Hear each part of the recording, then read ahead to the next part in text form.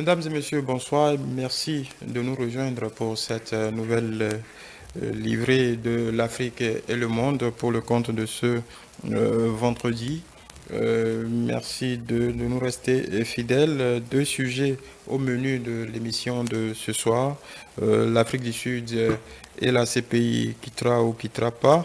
Et bien évidemment, c'est cette question afférente à la participation à la Russie ou non au prochain sommet des BRICS qui motive l'ANC ayant demandé le retrait de l'Afrique du Sud de la CPI. On verra très bien à quoi s'en tenir par rapport à cette question. Et nous parlerons de la défection d'Idrissa Seck, l'ancien Premier ministre sénégalais de la coalition au pouvoir. Est-ce que cette démission est de nature à fragiliser Macky Sall et du coup à clore toute velléité éventuelle de changement constitutionnel? Nous allons parler de ces deux sujets avec Lord Emmanuel Bermoudi, j'ai bien prononcé le nom, analyste géopolitique à Morgan Training.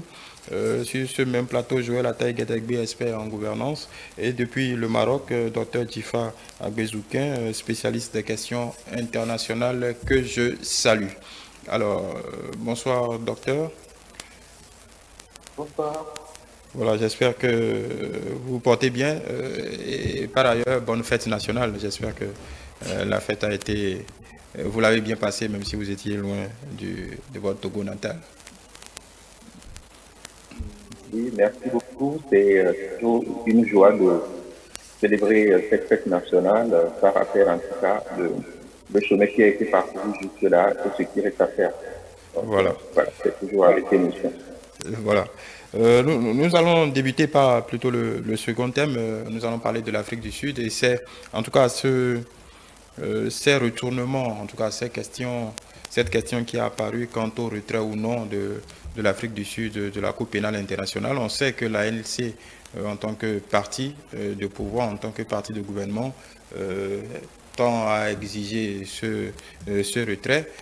Qu'en avez-vous pensé de cette polémique? Parce qu'il s'est avéré en fin de semaine que la position officielle, c'était plutôt pas de retrait de la Cour pénale internationale pour le moment en tout cas. Mais bon, la question concernant le retrait de l'Afrique du Sud du statut de Rome, de la CPI, c'est pas en fait une question nouvelle. L'Afrique du Sud a toujours manifesté ce désir de sortir du statut de Rome. C'est pas nouveau du tout. Là, maintenant, je pense que la pression a été un peu plus forte en raison de la réunion des BRICS qui doit se tenir en Afrique du Sud et avec une potentielle participation du président russe contre lequel il y a eu un mandat d'arrêt international. Donc, conformément au statut de Rome, si le président russe se rend en Afrique du Sud, l'Afrique du Sud doit tout faire pour pouvoir le livrer à la CPI. Donc voilà, quelque part, s'ils arrivent à le faire, ils vont se mettre à dos un allié potentiel. Et donc voilà, je pense que ça doit être pour ça qu'ils ont essayé de vouloir sortir. Mais l'ANC, en tant que parti politique, même si c'est elle qui est au pouvoir, n'a pas la capacité nécessaire pour décider ou entériner le retrait de l'Afrique du statut de Rome, puisque cela doit être une décision officielle validée, j'imagine, par le Parlement sud-africain pour qu'il puisse sortir. D'ailleurs, même si ça doit se faire selon le statut de Rome, notamment l'article 127 qui est relatif aux procédures de retrait, le retrait n'est validé qu'après un an.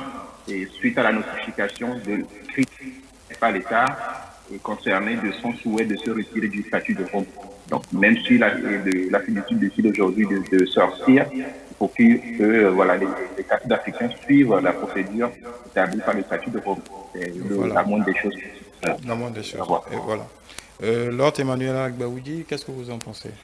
D'abord, il faudrait remarquer que cette situation de retrait ou non de l'Afrique du Sud du statut de Rome intervient dans ce contexte de conflit entre la Russie et l'Ukraine et également de ce sommet-là des BRICS qui va se tenir en août prochain en Afrique du Sud. Et l'Afrique du Sud faisant partie de ces États-là ayant signé et ratifié le statut de Rome et conformément à ces articles-là, à l'article 2 alinéa B de la Convention de Vienne de 1969 qui stipule que l'expression ratification s'entend par un acte international par lequel un État établit son consentement à être lié à un traité. Et considérant également ce principe-là des relations internationales, le pacta sunt servanda, on pourrait comprendre que l'Afrique du Sud se doit d'aider maintenant la CPI dans l'accomplissement de sa mission-là et de l'aider également à arrêter le président russe Vladimir Poutine si effectivement ce dernier arrivait à fouler le sol de Pretoria en août pour ce sommet-là. Mais quand l'on voit ces relations étroites qui existent entre Moscou et Pretoria, l'on pourrait expliquer ça par ce désir-là qu'avait manifesté Pretoria de se retirer de la CPI pour ne pas entraver ces relations-là entre Moscou et Pretoria. Et c'est sûrement à cause de cette procédure-là de 12 mois avant le retrait de Pretoria que par la suite, dans la soirée du 25 avril, la NPA a manifesté encore le désir de ne pas se retirer de la CPI. Donc juste là, on ne pourrait dire si effectivement l'Afrique du Sud pourra se retirer ou non de la CPI et si également le président Vladimir Poutine foulera le sol de Pretoria. Sud-Africain.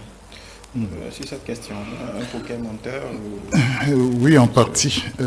C'est aussi une manière pour la diplomatie sud-africaine, ou sinon pour la classe politique sud-africaine, notamment au niveau de l'ANC, de se signaler au plan des relations internationales par une position de principe, en tout cas des réserves de plus en plus fortes relativement à ce pacte-là. Bon, maintenant, et comme disait le Dr Bousquin, c'est pas la première fois que l'Afrique du Sud manifeste sa mauvaise humeur. S'agissant du président Omar El-Béchir du Soudan, qui était l'objet d'un mandat d'arrêt international similaire, l'Afrique du Sud avait clairement, du temps de Jacob Zuma, quand il était président, je crois, avait clairement annoncé son intention de ne pas coopérer. Bon, finalement, et effectivement, l'Afrique du Sud n'a pas coopéré. Et donc on imagine mal l'Afrique du Sud y aller encore pour un partenaire aussi stratégique que la Russie. Que la Russie, comme ma prédécesseur vient de le dire.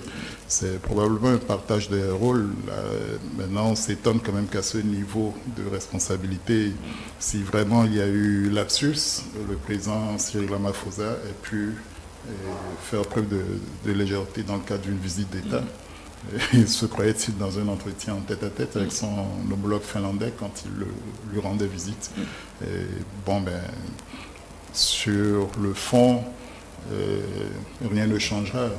Il y a tout ce qui est principe des relations internationales qui oblige à exécuter un pacte ou un accord, même quand on veut s'en délier. Et donc, quelle que soit la volonté et quelle que soit même la décision de l'Afrique du Sud par rapport à ce pacte, elle risque d'être liée juridiquement par les principes du statut de Rome.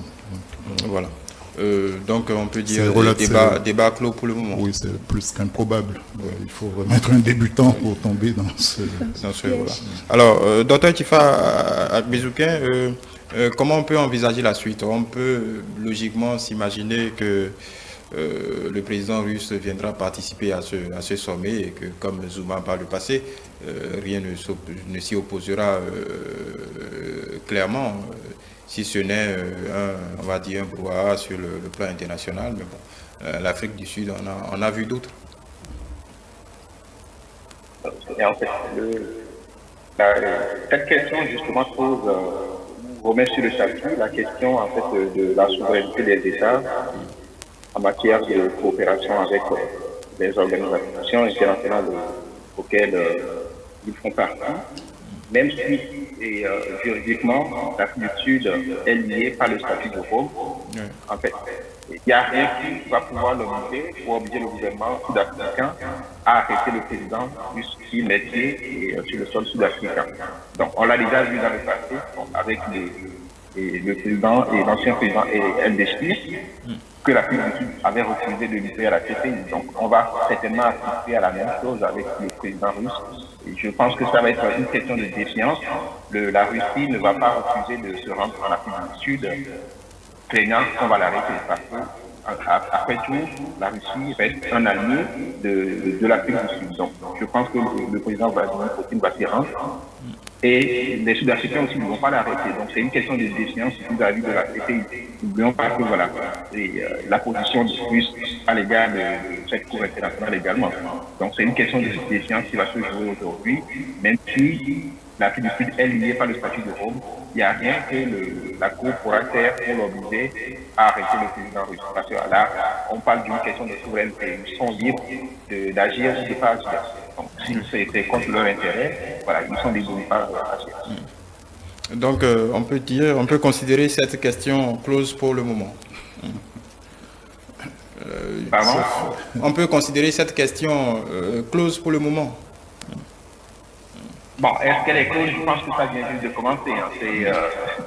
Je pense que ça va alimenter en tout cas les débats internationaux jusqu'à ce que la réunion des BRICS se fasse et qu'on voit comment ça va se dérouler. Mais je ne pense pas qu'on soit là. On est au début de quelque chose qui sera très intéressant, en tout cas en matière de relations internationales à observer. Cette année 2023. Voilà. Nous allons aborder, je reste avec vous. On peut quand même discuter sur l'éventualité d'un acte de piraterie internationale, enfin, par enlèvement dans l'espace aérien international ou dans les eaux internationales par les puissances qui voudraient faire exécuter le dit statut de Rome. Les Américains déjà qui ne se sentent pas du tout, qui ne sont pas du tout liés à ces pays, ils feraient preuve d'un zèle extraordinaire s'ils s'y mettaient, et peut-être que ce serait le signal d'une troisième guerre mondiale dont je ne vois personne comme... Ça ressemble à un scénario quelque peu kafkaïen. Absolument improbable. Voilà. On verra bien. Alors, Dr Djifa, je reste avec vous pour revenir au cas d'Idrissa Seck. Je ne dirais pas contre toute surprise ou contre toute attente. On a vu l'ex-premier ministre sénégalais allié jusque-là de Macky Sall s'avancer, en tout cas déclarer sa candidature pour la présidentielle de 2024 et du coup acter son retrait de la coalition, de sa coalition avec le président Macky Sall, deux ministres sortis du gouvernement, lui-même remplacé à la tête du Conseil économique et social, une députée qui acte son retrait de la majorité et qui met à mal du coup la majorité présidentielle à l'Assemblée nationale. Déjà, quelles conséquences pour Macky Sall dans le court terme? Alors, à mon avis, je ne pense pas que cela ait une réelle conséquence pour, en tout cas, la suite ou la continuité de la présidence de Macky Sall, ou même sur son potentielle intention ou volonté de se présenter, qu'on lui prête depuis pas mal de temps déjà, parce que lui-même ne sait pas encore comment c'est sur le sujet. Mais je pense que Macky Sall n'est pas dupe et il sait, au moment où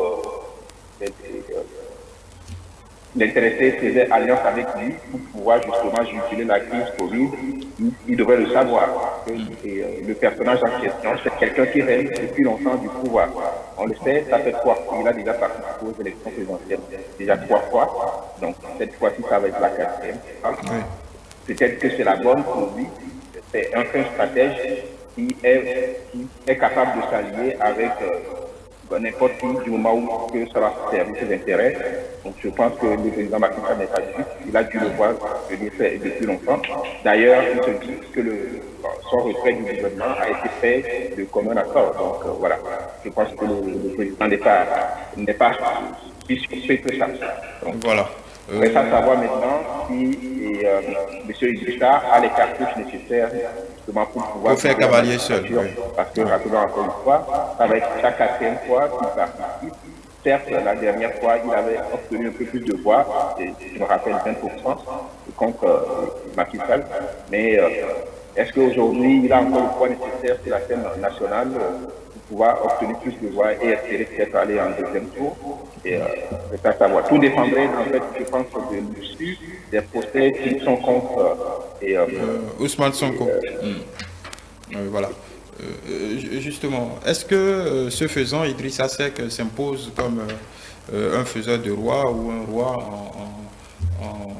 en puissance par rapport au camp présidentiel?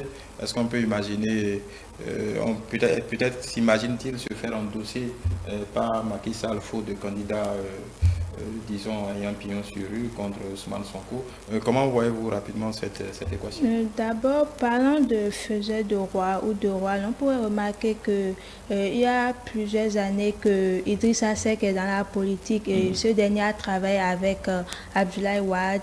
Il était ancien Premier ministre. Bien vrai, il s'est présenté aux élections de 2007 et il n'a pas pu obtenir les voix nécessaires pour faire partie ou pour être à la tête du Sénégal. Et après cela, il a encore travaillé avec Macky Sall en 2012 et par la suite est revenu en 2019 mais a fini deuxième.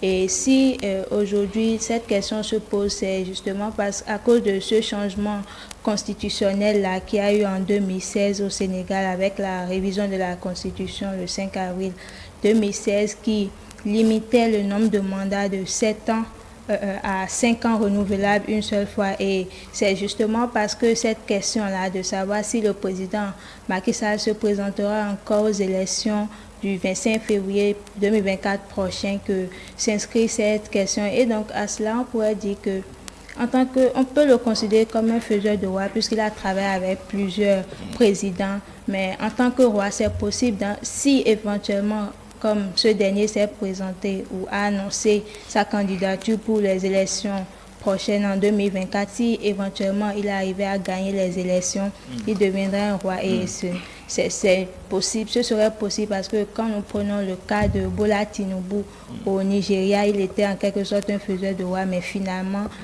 lorsqu'il est revenu à la présidentielle, il a pu obtenir les voix nécessaires. Voilà, donc c'est une possibilité. Idrissa Seck, vieux trublion de cette politique sénégalaise, est-ce que pourquoi si tôt en griffe? Non, si on prend le moment, il peut vouloir être en train d'imiter Macky Sall dans ce qu'il a claqué assez tôt la porte quand le président Wade avait des velléités de perdurer au pouvoir. Donc, cette méthode-là a démontré son efficacité. Si on rentre très tôt et qu'on peut battre le terrain, être déjà en campagne, ça reste à vérifier. Ouais. Parce qu'il ne surprend plus. Lui, ça va être la 4e fois, comme a dit Emmanuel. Et donc, peut-être que le disque commence par être rayé. L'image du trublion également, qui n'est peut-être pas un partenaire fiable. Et tout ça constitue quelque chose de négatif pour lui, qui était le jeune Premier ministre qui montait autour de Abdoulaye Wade lors de son premier mandat. Mais on sait très bien comment ça s'est terminé, absolument en eau de boudin, avec un emprisonnement, des accusations de détournement.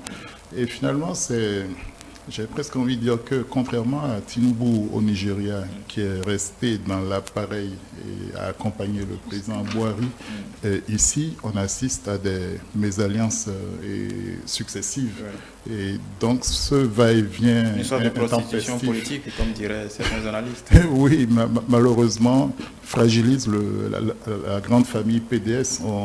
Il faut voir aussi Karim Wade, qui est revenu, dont on ne sait pas exactement si ses droits politiques seront disponibles, pour qu'il se présente. L'ancien ministre Mimi Touré dit oui, que c'est l'équation qui est sur la table. Il y a Aminata Touré, donc Mimi Touré, qui a été directrice de campagne de Macky Sall, qui n'a pas dit son dernier mot. Donc, tout ce monde-là louvoie le siège présidentiel. Et est-ce que Macky Sall va s'interposer pour se maintenir ou alors est-ce que Ousmane Sonko pourra rallier les mécontents? Il y a encore beaucoup d'incertitudes. Je ne vois même pas Idrissa Seck en faiseur de roi par rapport à Sonko, parce que ce serait presque l'occasion ou jamais pour lui de tenter l'essai. C'est bien dommage pour le Sénégal et encore plus pour le PDS qui a volé complètement en éclats. Voilà. Dr Djifa, pourquoi si tôt? Est-ce que même si ça relève de ses prérogatives, de son droit, est-ce que Idrissa Seck, pour vous, quel est le calcul qui peut être le sien en se déclarant tôt? On parlait d'Aminata Touré également, l'ancienne Premier ministre de Macky Sall, qui a été exclue de la majorité présidentielle récemment et de son poste de député, qui aussi s'affirme comme une candidate pour l'élection de 2024. Pour vous, quel peut être le calcul d'Idrissa Seck à ce moment, en tout cas, à pratiquement une année de l'échéance?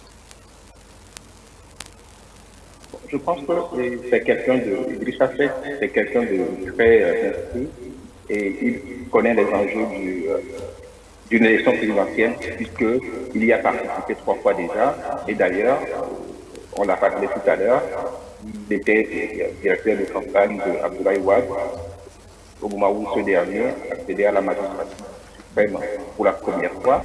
Donc, il connaît tous les rouages, en fait, qui entourent les élections présidentielles. Donc, je pense que s'il décide de se retirer du gouvernement aujourd'hui et de se consacrer à sa candidature, c'est parce qu'il sait en fait ce qu'il attend en termes de combat qu'il faut mener sur le terrain.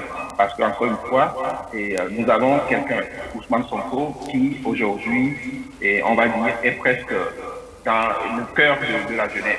Donc, cette jeunesse doit être maintenant courtisée par tous ceux qui veulent liguer la magistrature. Donc, je pense que voilà, s'il décide aujourd'hui de quitter le gouvernement, c'est sûrement pour se donner le temps nécessaire pour pouvoir préparer le terrain et se donner les chances d'y arriver. Mais je pense qu'en fait, ça va être peut-être sa dernière chance aujourd'hui. S'il veut être devenu président, c'est peut-être sa dernière chance. C'est pour ça que je disais tout à l'heure que tout dépendra de l'issue des procès qui sont en cours concernant Ousmane Sonko. Parce que Ousmane Sonko aujourd'hui fait figure de favori aux côtés de Macky Sall, qui techniquement ne devrait pas pouvoir se présenter, mais s'il arrivait à se présenter, on l'a vu. Ils étaient tous là contre Wade. Au moment où Wade s'est présenté, Macky Sall s'est présenté également. Voilà. Donc, s'il décide de se présenter, malheureusement, on ne pourra rien faire. Et je ne sais pas comment ça va se terminer, mais malheureusement, je pense que ça va se passer certainement comme le cas de Wade. Il n'a pas voulu se retirer malgré la coalition de 27 personnalités, 23 personnalités arrivées à l'époque du M23, qui étaient contre lui, y compris Idrissa Seck et Seck également. Donc je pense que voilà, s'il se retire du gouvernement aujourd'hui, c'est pour se donner le temps nécessaire de préparer le terrain, parce qu'encore une fois, des élections présidentielles, c'est pas une messe à faire, donc il faut aussi donner les moyens nécessaires si on veut parvenir à un bon résultat. C'était déjà le M23, un pseudonyme, disons, funeste, on va dire. Alors, docteur, je reste avec vous pour finir. Une dernière question. En parlant de calcul politicien, est-ce que cette équation évoquée par Aminata Touré, qui a susurré qui susurre de façon insistante depuis quelque temps, que Macky Sall aurait passé un pacte avec le fils Wade pour le remettre en selle, le débarrasser de tous les handicaps judiciaires qui l'empêchent de se présenter pour se refaire une quelconque virginité. Comment vous voyez est-ce que vous voyez cette alliance possible? Bon, c'est bien de faire des alliances, mais nous sommes censés être en démocratie au niveau du Sénégal. Ça veut dire que c'est les populations qui vont voter et choisir la personne qui juge apte à assurer la fonction de président. Donc, Macky Sall peut nouer une alliance avec qui il veut, mais si la population n'est pas d'accord ou ne donne pas son accord, son vote à cette personne, rien ne se passe pas. Donc ça reste toujours une tentative pour pouvoir essayer d'embrouiller un peu les esprits, mais je pense que la population sénégalaise est assez mature pour savoir ce qu'il faut faire. Et pour ne pas vouloir de Karim Wade. Voilà, pour savoir en tout cas à qui confier les rênes de leur pays pour les 5 prochaines années.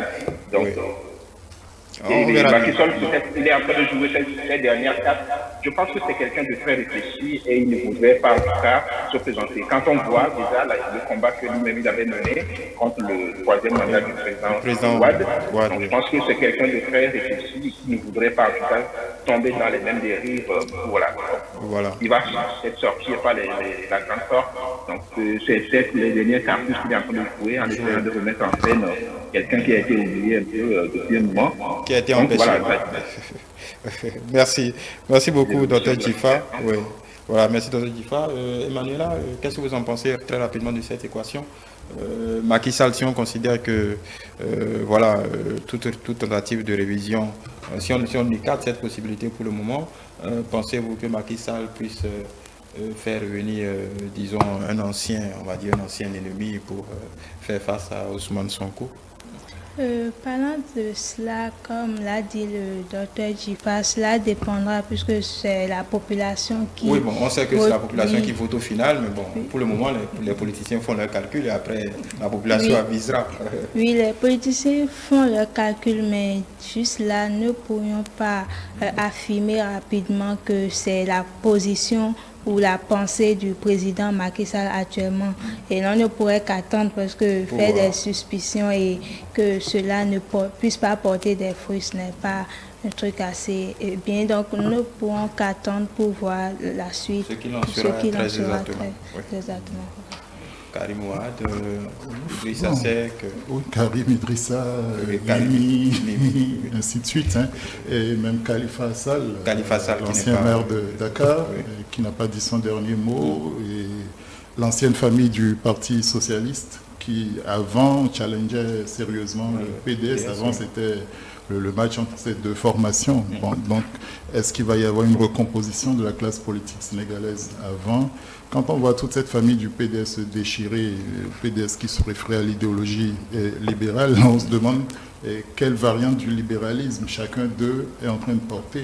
Donc on voit l'unanimité de ces ambitions ou de ces projets qui ne reflètent plutôt que des ambitions tristement personnelles.